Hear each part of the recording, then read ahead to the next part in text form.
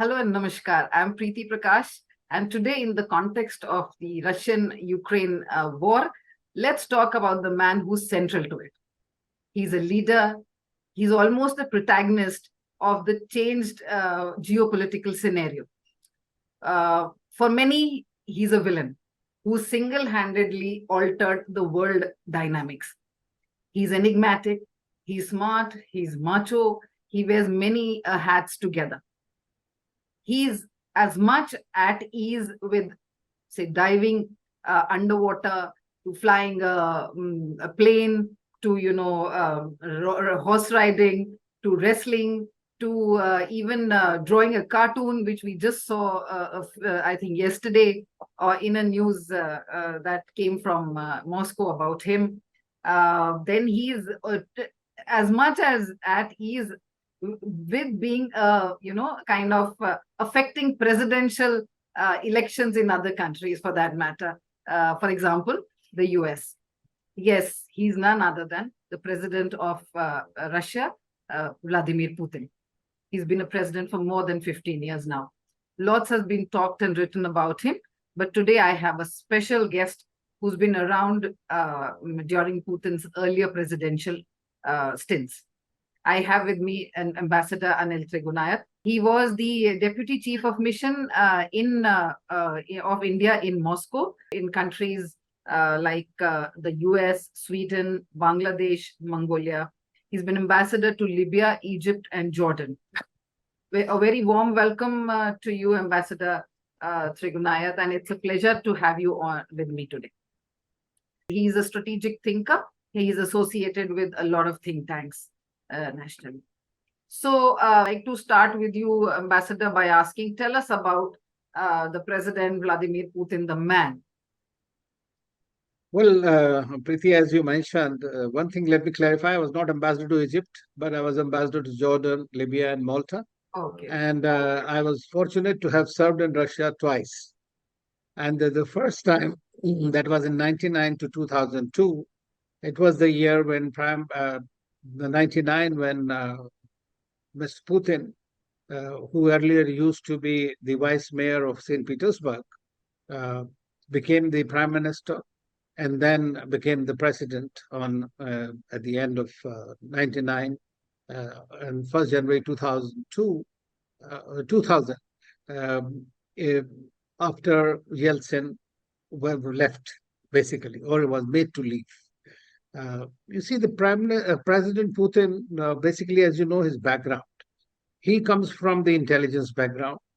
He was the head of FSB of now, which was KGB at the time, during the Berlin Wall crisis, and he was posted in East Germany.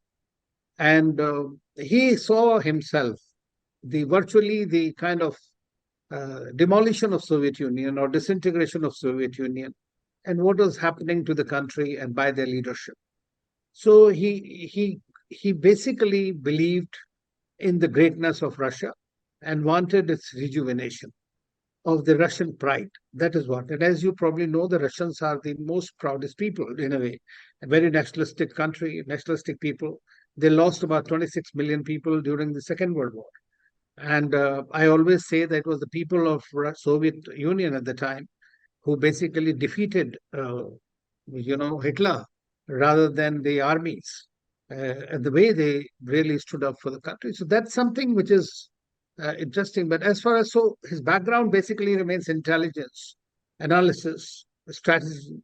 So you can see that this person has a very unique kind of a calculative mind.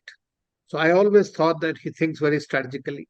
And I had known him before slightly, but during his presidency, I met him several times, and what impressed me the most was his decisive capabilities, his decision-making capability, very quick on take, whether it can be done or can't be done.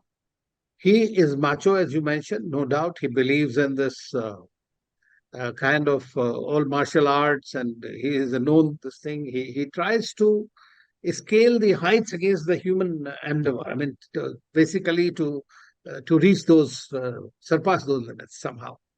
And in that he enjoys it. It is also for public display, because then the people, when they see a strong leader, they tend to have greater confidence. But essentially, he wanted to revive the pride of Russia. That has been his main thing, and in that he can be also compared with the Stalinistic approaches, with the Soviet approaches of the time, and sometimes you take. But it was not easy during that time when the Soviet Union disintegrated. There were no institutions. It was very difficult to contain with the kind of democracy that was going on, or the effort that was there. So he had to really contend with a lot of things in that. And his political party, which he created, eventually people liked and they continued to support him. And that is even today his support, as per the whatever polls you may believe them or don't believe them, but he still remains quite a popular leader. And I always believed, in my view at that time, and even continue today, that in majority of the leaders in the world, he's perhaps the only one who is geared to think strategically by himself. But what happens is, over the time, when you are in power for too long and you acquire the power a great deal, then your input, which come from different people and different groups that are supposed to tell you that this is not right, that is not right, or this should be looked at a different way, really dry out. And I believe that this is what precisely over time has happened, that many of his advisors perhaps are a bit scared to tell him the truth. I mean, from outside, that's what it looks like. Uh, but he thinks he wants to control things, and he wants to connect with the people. That is the two things that have helped him: control and connect. And simultaneously, these are the things that have held him on the thing. Of course, now if he wishes to, he can continue till 2036. And he devised a new thing in the constitution, that once he becomes prime minister, then the president, then prime minister, then president, like that, 2 terms each, and his own close people were brought to become presidents. But that means, as a prime minister, he was really holding the sway. So whatever he wanted would go on. We have seen how Medvedev, who was there, the president at the time, how he behaved, and the Americans tried to create some kind of a breach with him. But again, he was the prime minister. Now he's in the Security Council and all those places. So we see that there is today there is a difficult situation. When you're looking from now back in 2000, it'll look as if he has made mistakes, especially in connection with the Russia-Ukraine war. But this Russia-Ukraine war, as you know, is very similar. 97, as I said, he was in Berlin and he saw the wall fall down. And when he saw this wall falling down, he was obviously looking at the Soviet Union, how it was being disintegrated by the Western designs. So he came from that, I would say, the mindset against the West. And he stood against the West, and he openly, clearly said it. But at the same time, you must remember that in order to ensure a collective security, he proposed to the Western countries, including the US and Europe, because most of the Russians think like Europeans too. They consider themselves as part of Europe more than the part of Asia. So it's a Eurasian thing, but still, I think that's how they look at it. So I believe that he wanted to be a part of NATO. He even told Clinton he wanted to be part of the collective security system. And for a while, the Russia was part of the NATO consultations. And so we have seen that these things have there, but there is a great distrust. Because, see, perhaps in my view, the West wanted somebody like Yeltsin to continue, a weak president, drunkard all the time, or a Gorbachev who was pliable to some extent. But when a strong man comes and challenges the Western hegemony, because, see, at that time, the only superpower remaining, or hyperpower, was United States after the disintegration of Soviet Union. So the only person who stood up and challenged, because of what Russia is, it is the largest country in the world. It is the 1/7 of the world size in terms of that, and a rich country on top of it. Apart from the nuclear missiles or whatever you may call it, they are there. So they have been competing with the West all along. And so he thought that there should be some kind of securities that need to be guaranteed by the West, essentially. And that's what he has been asking for all along, that we must be partners in security. But he did not trust, because, see, he thought that if you are bringing the NATO to its borders, there was a NATO, there was Warsaw Pact countries. So after the disintegration of Soviet Union and fall of the Berlin Wall, basically we saw that the Warsaw Pact really fell down. I mean, there was no need for it. But NATO continued, at the same time.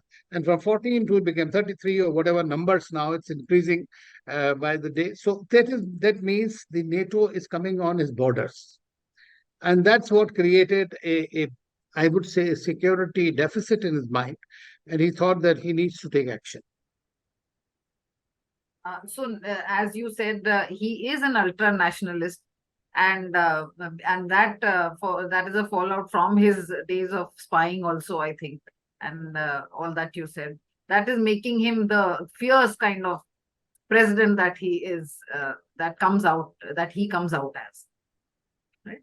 For him, I think that the pride of Russia is most important. I think that is what it boils down to eventually. I mean, you can compare it or take it to any civilis or other people like that who have done this, and you can call them nationalists or difficult people and all that. But at the same time, what are the leaders for if they can't protect their country's pride? I mean, as simple as that. And that's what he wanted to revive and bring it to that level. We may disagree on the way it went eventually, like the total confrontational approaches or what, but you can also say that he tried in the beginning and through the years to have a more collaborative partnership. I mean, he never called USA as an enemy. He always says our Western partners, if you come to think of it. Yeah, in fact, the US's approach is more to inimical than Putin's. Yeah. Okay. But regarding this present conflict, Russia-Ukraine conflict, how do you think he must have strategized it? Because naturally, before going into war or conflict, the leaders do strategize, and it was he who, kind of, because feeling that the NATO is coming right to its borders, he initiated it by, attacking. So what must have gone behind his mind when he planned this? And because even now, if you see, after all, Russia is suffering a lot of loss. It is not that it is just overtaken, which was expected. That even he also must have expected that the war will not continue for so long, and maybe he's just going to take over whatever he wanted, for that matter. Well, it's very difficult to say what went on his mind. But one thing was for sure, that he asked for some written guarantees from the United States that Ukraine will not be included in NATO, and that the eastward expansion of NATO will be removed, that they will remove all these nuclear assets that they have deployed in the neighboring NATO countries. So he called those as offensive actions by the NATO and by US. So, as you know, in Geneva, when they meet with President Biden, they discussed about this also. Although personally, I feel that these kind of written guarantees have no meaning, because in 97 also they were given a guarantee that there will be no eastward expansion of NATO. But NATO continued to expand, as we know, because the countries who got liberated after the disintegration of Soviet Union were also looking to be part of the West. So you can't just keep on stopping people that they don't become. But Putin considered Ukraine as a part of, a white Russia and Belarus.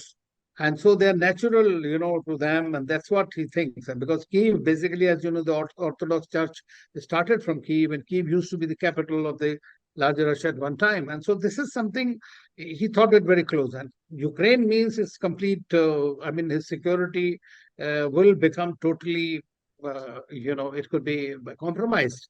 And that's what he was there. So in 2014, as you know, it is basically the roots go down to 2008, the Georgia War.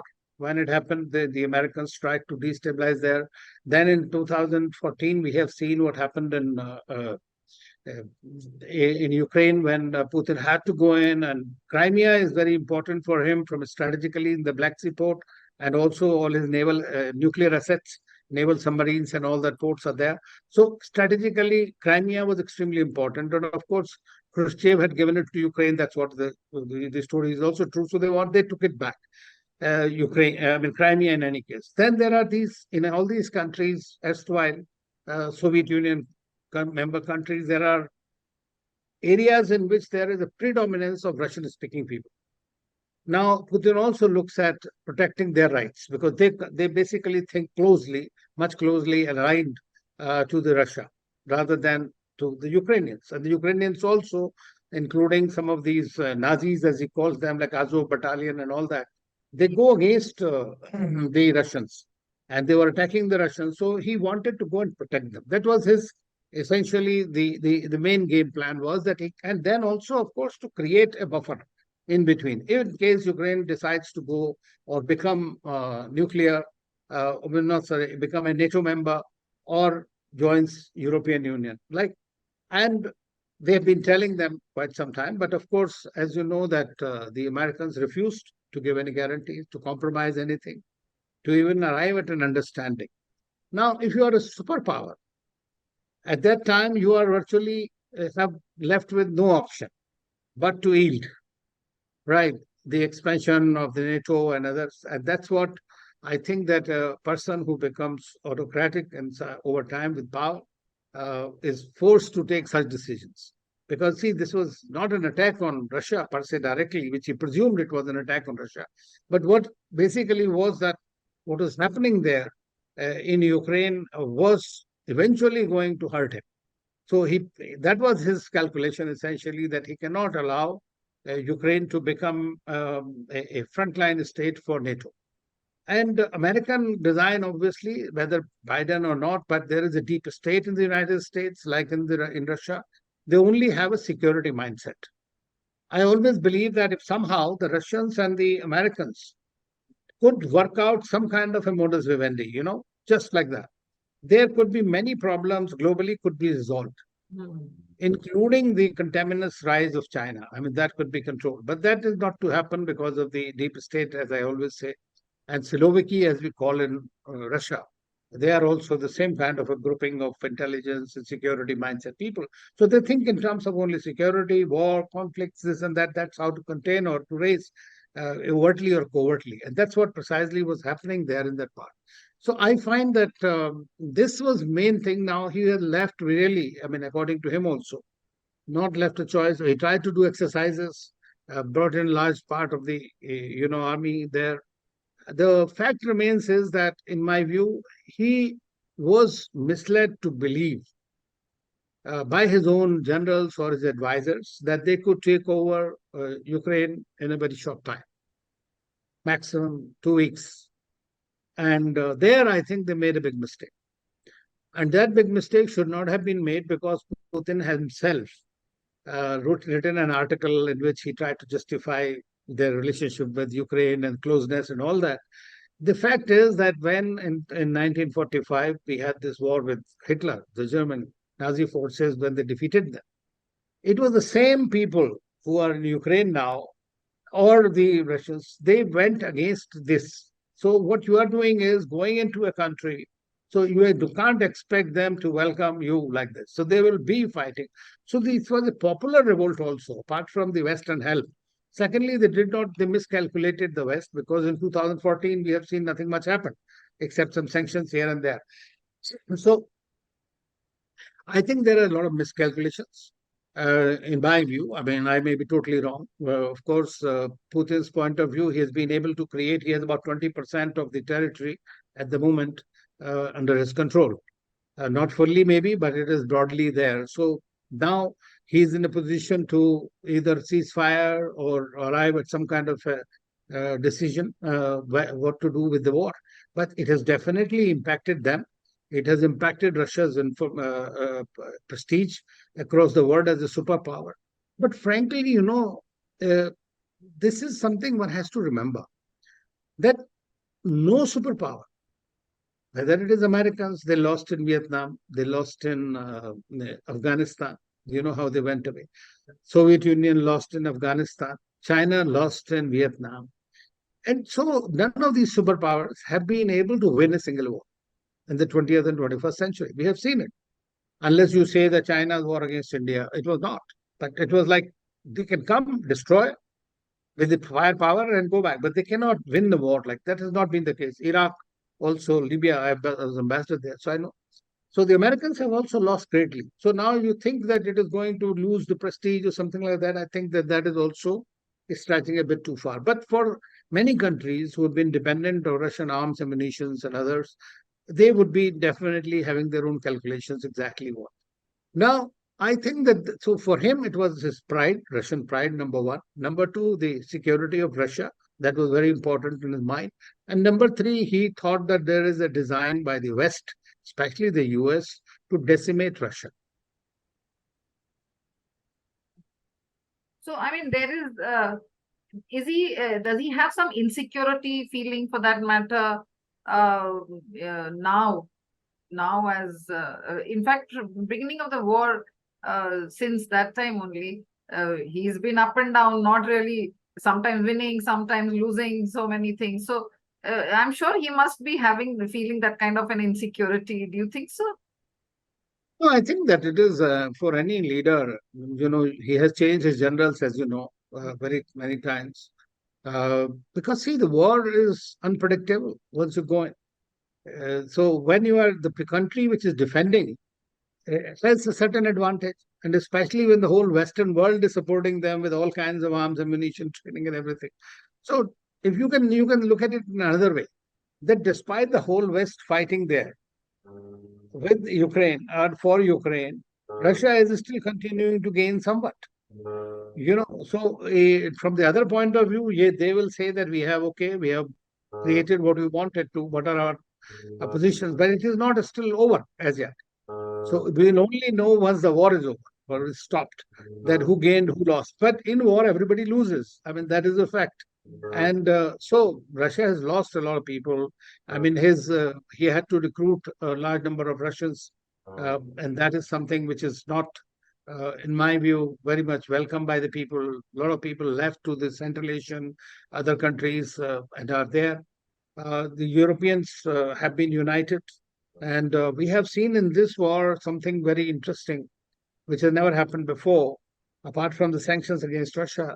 We have seen there has been Americans have started this weaponization of financial instruments. Mm.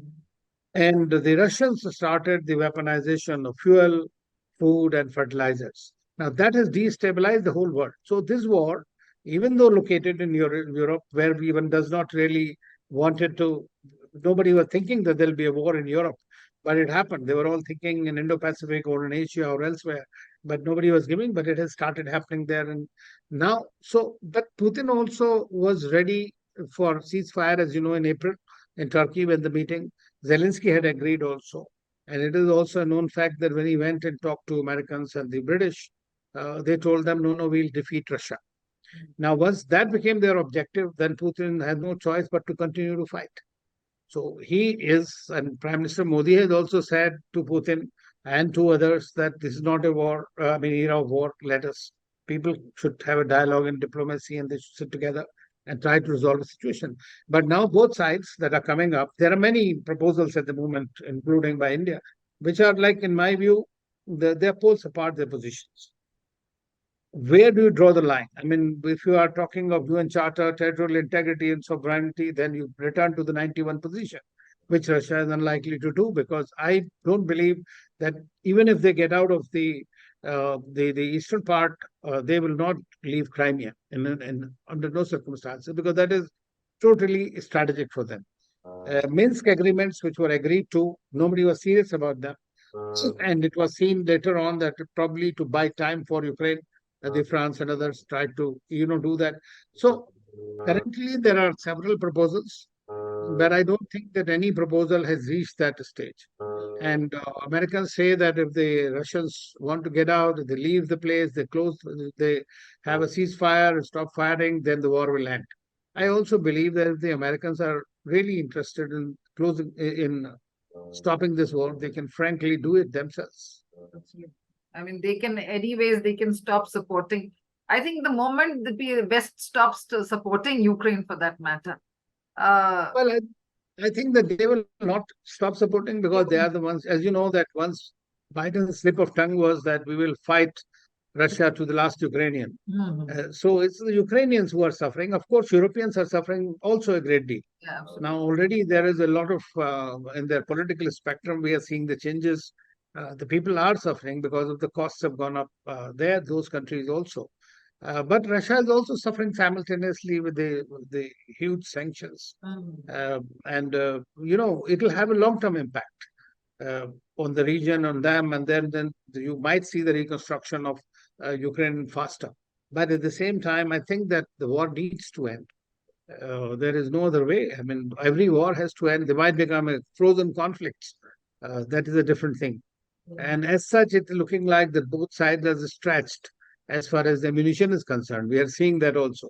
Yeah. Manpower and ammunition is a major problem. Now they're recruiting. We've seen Wagner last week, this that also kind of, big tamasha that happened there.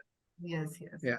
As like what you were saying, Putin is actually has no choice for that matter right now because of the constant support of the West to Ukraine. Even if he wants to end it, he may not be able to do it. He's forced to carry it on because first is nationalism, second is this that kind of thing. No, that how can Russia stop fighting when the other person, when say Ukraine is constantly at it?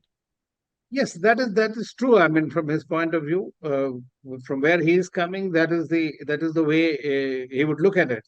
Yes. But the fact remains is what are the terms and conditions on which you are going to stop now? Because according to whatever reports come, I mean, he has currently about 20% of Ukraine under his control. So what happens to that 20%? Will then, if the world says, okay, now let us compromise, then compromise means on what terms and conditions. So they have to be equally satisfactory. So we'll return to the same thing. What are the security guarantees? At one time, Russia gave security guarantees to the Ukrainians also. And we have seen the Americans and everybody else at that time, at the time of Berlin Wall, had told clearly Russia that there will be no expansion, that there will be your security will be ensured. So we are seeing that these are being breached. So there are no agreements that are sacrosanct in time and age. We have seen it happening. So obviously, every country wants to look after its own interests, and so is Russia, so is Ukraine. There have been reports also, Ambassador, that Zelensky is kind of an autocrat. There are reports that he's muzzled the press. He has, he has also got many people there's no dissent for that matter. He's jailed his opposition. Do you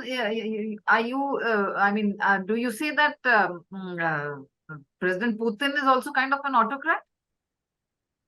Well, you can say, because see, the thing is that autocracy is what now, when you are at war, you can't have many voices. You have to fight with one voice, as simple as that. I mean, that happens when you're at a war with some other country. Of course, Putin doesn't call it as a war. He calls it as special operations. But Zelensky also in the same situation. He's fighting a war for the country. So, I mean, if you look at it from a simply psychological perspective, if you have Jaichands in your, this thing, then it is very difficult to win a war or to fight a war properly. So I think that is understandable. In fact, the kind of people, I'm not supporting that you should muzzle the opposition or whatever it is, but when you are at war, I think the whole national effort must go behind it. And so to that extent, you can call any leader who is at war as I think, a one-point reference or an autocrat or whatever it is, But then autocrats, the biggest problem is that they don't get the right kind of information and they make mistakes, and there is an error of judgment. That seems to be happening both the cases now.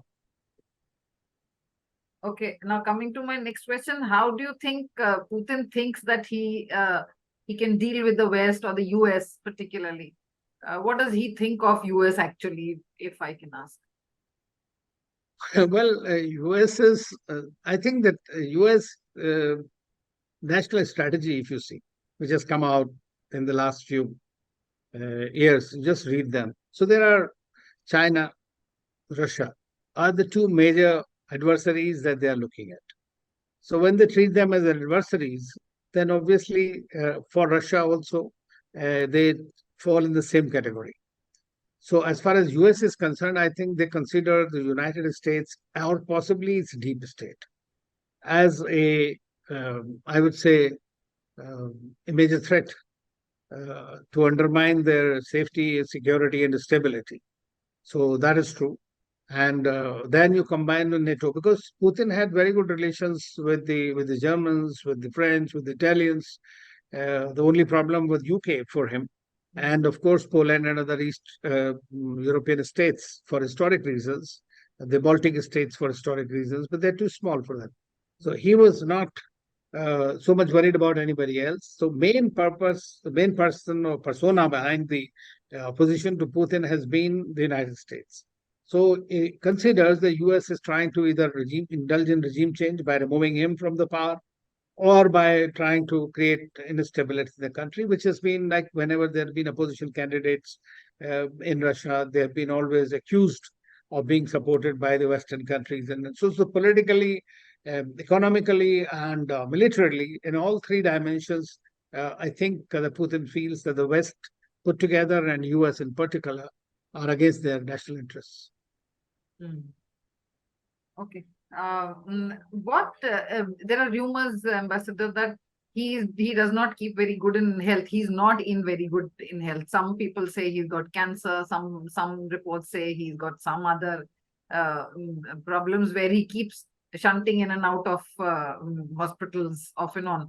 What is your assessment? And then taking that forward, what after him also? Because we don't hear of any other leader who he has groomed, for that matter, to be after him. He is the sole leader.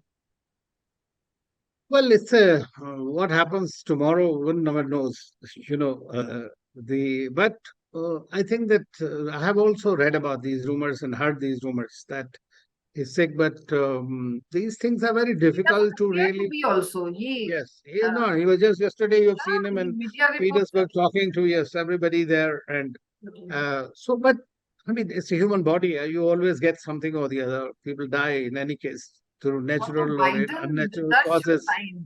Biden is Yes, showing signs of his 80-year-old. He's yes. something tripping. He's So something. I don't see that. I mean, one doesn't know. I mean, I cannot say that whether he's sick or not. But what he is basically committed to continue as long as he can. That is for sure.